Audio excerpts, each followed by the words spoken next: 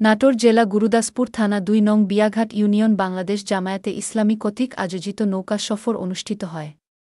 চলনবিলের বিভিন্ন পর্যটন কেন্দ্রে সফর করেন। বিলশা দাখিল মাদ্রাসা মসজিদের জোহরের নামাজ আদায় করেন।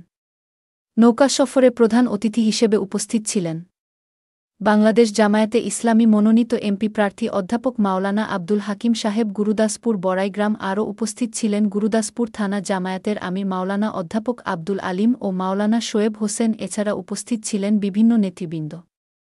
সভাপতিত্ব করেন মাওলানা মোক আবু বক্কর সিদ্দিক। বাংলাদেশ জামায়াতে ইসলামী মনোনীত চেয়ারম্যান পদপ্রার্থী ২ নং বিয়াঘাট ইউনিয়ন।